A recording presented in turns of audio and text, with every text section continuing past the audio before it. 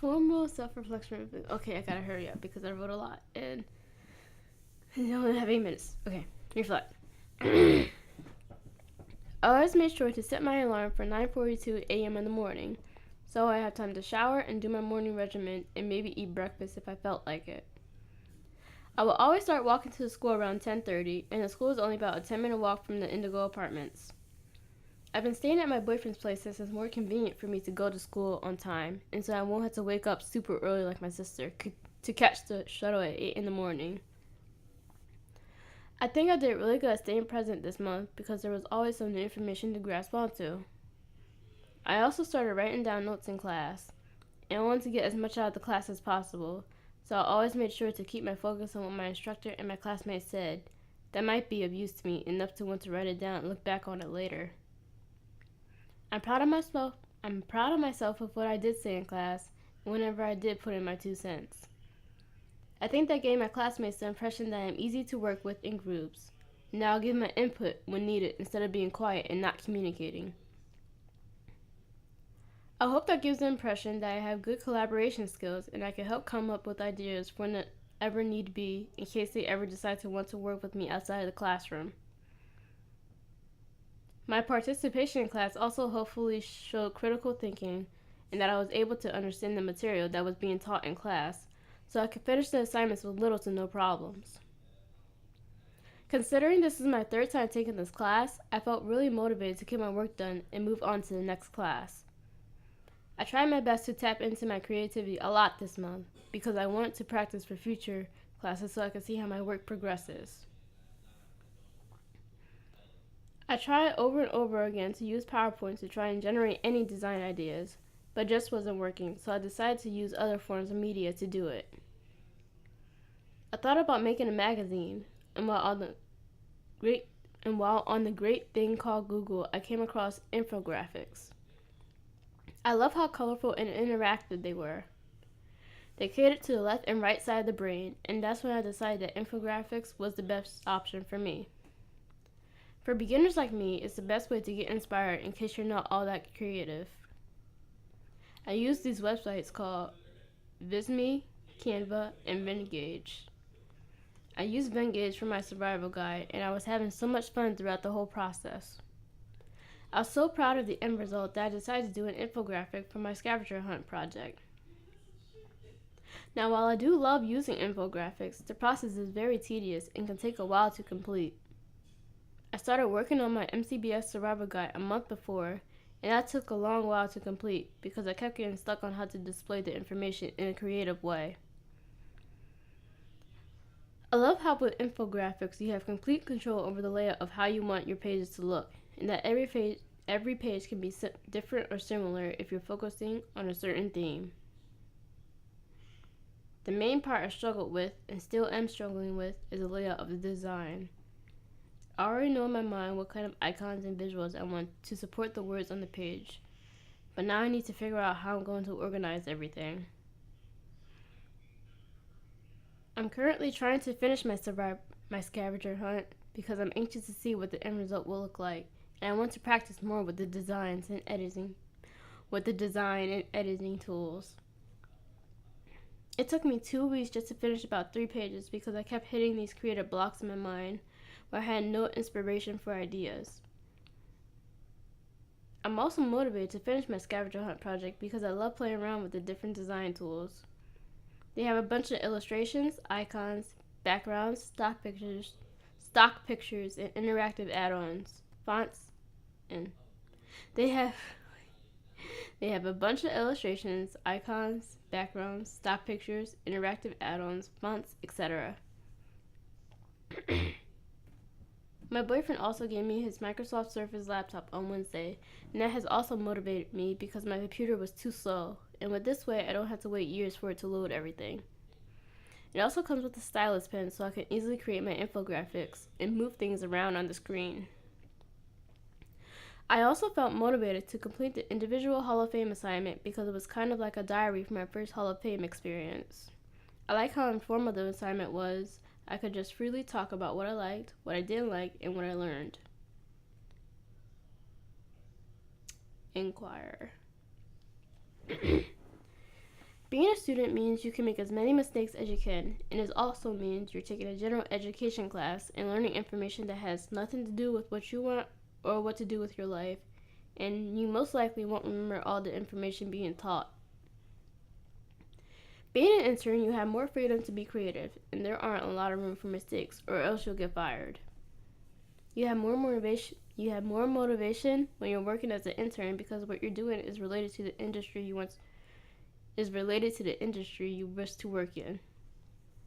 When you're a student, it feels forced because there's a lot of exams and tests, and I'm a hands-on/visual learner, so I never really remember anything on those tests after the test was given.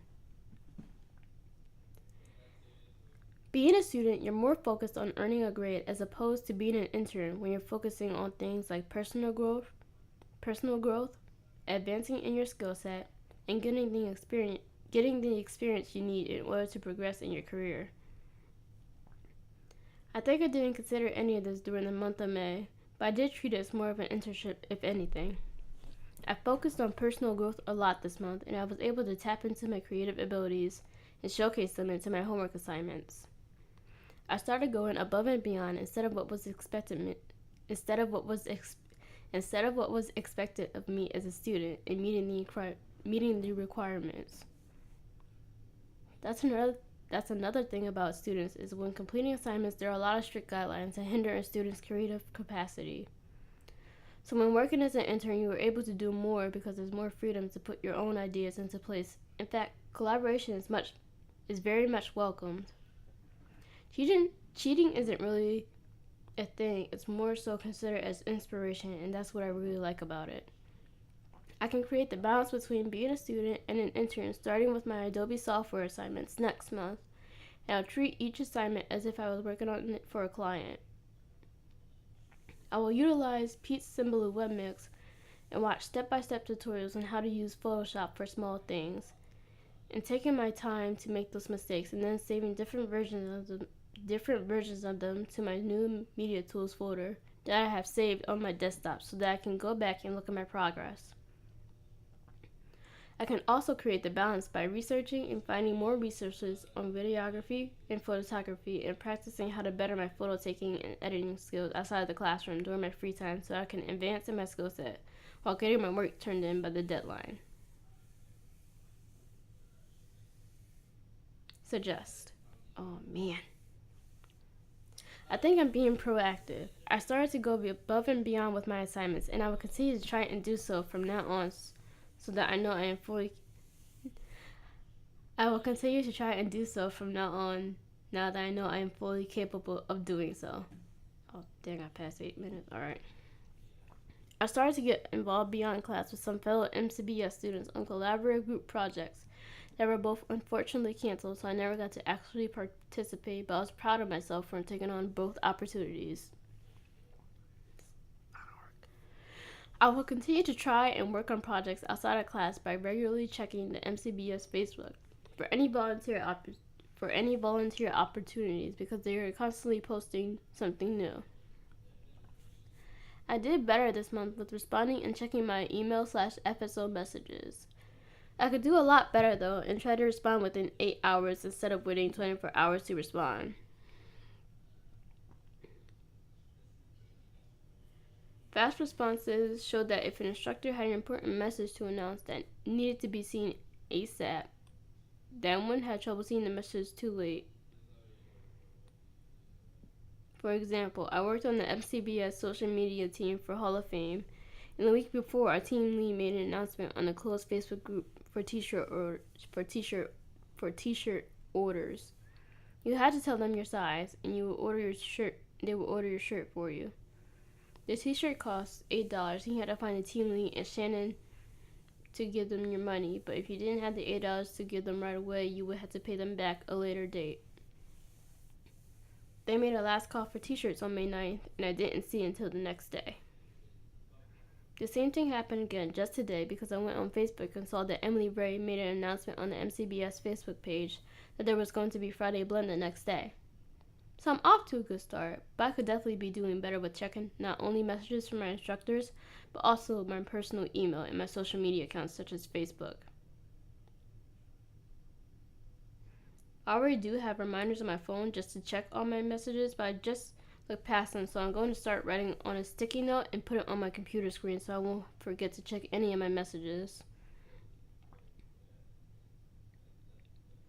I have to set myself up to be ready because later on my job might send out a critical email to all the employees saying a quick change needs to be made to the project we're working on. And that email needs to be seen fast so the change can be made within the deadline and the client can be happy. I think with the current stage I am at, I am setting myself up to do better in the rest of my classes because I am no longer procrastinating as much as I was, and I'm actually getting more homework done.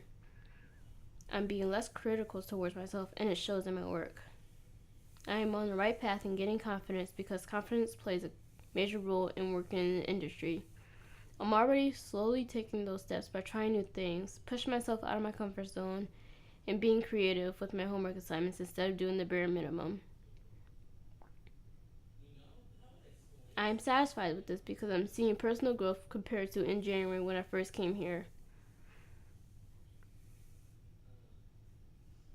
I learned that you need to get more involved to get the most out of your time here at Full Sail, and I feel the only way to do this is to be on campus. I had a rough start trying to adapt from online to campus classes, but I'm getting better. I often find myself struggling with time management because I don't meet the deadlines of my assignments. I'm happy that I gained enough confidence to start being creative and completing the assignments, but now all I had to work on is turning them in on time. I really had to focus on I really had I really had to work on trying not to focus too much on perfection because then I won't get the assignment done on time. I need to start telling myself that the font looks fine and to stop messing with it for over an hour.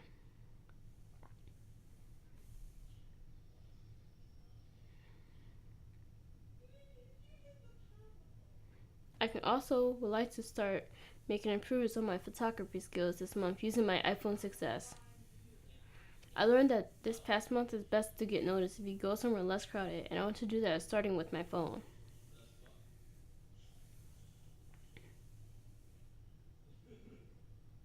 I can practice when I go back to the Foxtail coffee shop and take a picture of my sister on her computer by the window with the sun shining in.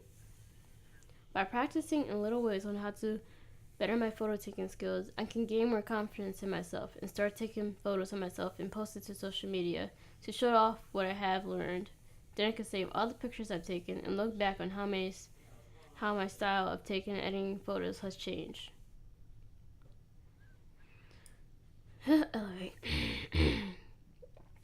Right now, I think my biggest thing would be time management. I chose this area because this is a part of what has been holding me back from moving on to the next class and graduating on time. I've been continuously missing deadlines and I haven't been managing the amount of time I spend on my assignments, and I have been managing the amount of time I spend on my assignments too well. As soon as the assignments open up, I'm going to start working on it and not doing anything else until it is finished. I'm also going to stop trying to be a perfectionist so I can get my work handed in on time. When I'm too focused on trying to perfect something, then that in turn creates stress, and stress will lower my productivity. When I'm stressed, I'm not motivated to continue working, so I have to start setting time limits for each small task so I don't spend too much time than is needed. I can say, like, okay, so I have this and this to be done by today. I can say, like, okay, so I have to have this and this be done by today, and then I want to have these photos edited by Thursday. If I don't complete a task within the given time limit, I can always come back to it later. I can prioritize within the project and figure which part is going to take me the longest to complete, so I can complete that part first. This Tuesday, I'll start doing the difficult tasks first instead of setting them off to the side for later. I feel like I find myself doing that a lot just due to me being tired and lack of motivation. Starting this Tuesday, I'll try out this method I researched called the Eisenhower method, where you organize tasks into 4 groups: important and urgent, important but not urgent, unimportant and urgent, and unimportant and not urgent. I also started practicing waking up early starting Tuesday and writing down a to-do list of what needs to get done that day. I can start tracking my energy levels using this app I downloaded on my tablet called Well to Read. Waltery to see when I'm most energized and focused, so that way I can determine when it's the best time for me to tackle my most difficult task so that it gets done. I already do practice this, but I'll continue to time batch and complete similar tasks at the same time, such as laundry and doing the dishes. I also already create time blocks for tasks that don't require the same amount of thinking, but those 5 to 10 minute breaks in between. The last thing that I also sort of do, but don't really, is managing my media exposure and see what am I actually spending most of my time on. I already have Rescue Time downloaded on my MacBook, so I'm going to get it downloaded onto this computer, and I'm going to start utilizing screen time on my iPhone. So then I can manage how much time I spend watching TV and scrolling through Pinterest, so I won't spend too much time on my phone every day. I'll make a point to check my media exposure 2 to 3 times a week starting this week.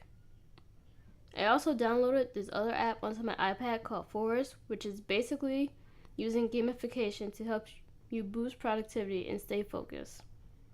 Every time you set a timer, a little tree starts to grow, and if you leave the app for even a second to go on something else, like check your Instagram, the tree dies. The goal is to plant enough trees and flowers so that your garden becomes full and beautiful. There are also achievement goals you accomplish by doing this, like you get rewarded for using the app for 3 days, 10 days, up to 30 days in a row. It gives users the ability to reward themselves for their hard work, and I'm excited to use it because I can't wait to start growing my mini garden. I just need $1.99 to buy the app. And that was my self-reflection. I made it all the way to 17 minutes. Yay! Please don't kill me, Beth.